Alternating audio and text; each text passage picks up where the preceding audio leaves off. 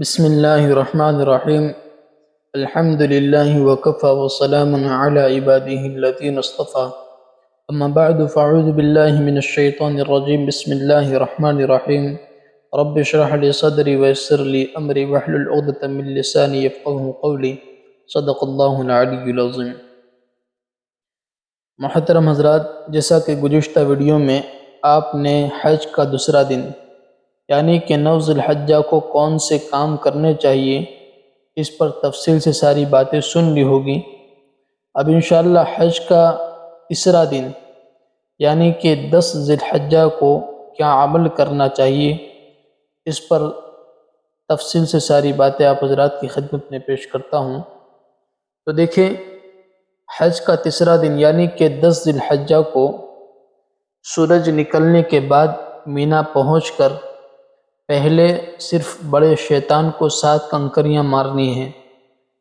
ایک کنکری انگوٹھے اور شہادت کی انگلی سے پکڑے اور بسم اللہ اللہ اکبر کہہ کر بڑے شیطان کو مارے۔ کنکری مارتے وقت یہ دعا پڑھنا مستحب ہے، بسم اللہ اللہ اکبر رغما للشیطان ورضا للرحمن۔ اس کا ترجمہ ہے کہ اللہ کے نام سے، اللہ بہت بڑا ہے، شیطان کو ذلیل کرنے کے لیے اور رحمان کو راضی کرنے کے لیے رمی کرتا ہوں۔ اس طرح 7 کنکریاں مارے اور پہلی کنکری مارتے ہی تلبیہ پڑھنا روک دیں، موقوف کر دیں۔ یہاں ایک بات یاد رکھیے گا کہ بڑے شیطان کو کنکری مارنے کا مسنون وقت سورج طلوع ہونے سے یعنی سورج نکلنے کے بعد سے زوال تک یعنی ظہر سے پہلے تک ہے، اور زوال سے سورج ڈوبنے تک کا جو وقت ہے وہ جائز وقت ہے، اور سورج ڈوبنے کے بعد سے صبح صادق تک کا جو وقت ہے وہ مکروہ وقت ہے۔ لیکن اگر بھیڑ زیادہ ہو، رش زیادہ ہو تو غروب آفتاب کے بعد بھی رمی کرنا بلا کراہت جائز ہیں، بغیر کراہت کے جائز ہیں۔ اس کے بعد قربانی کریں۔ جب قربانی ہو جائے تو پھر اس کے بعد بال کٹوائیں، یعنی جس طرح عمرے کے وقت حلق یا قصر کیا تھا اسی طریقے سے حلق یا قصر کروا لیں۔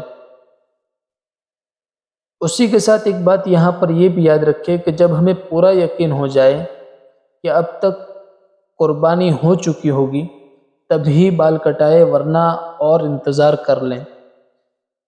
اس طرح کرنے سے احرام کی حالت سے فارغ ہو جائیں گے۔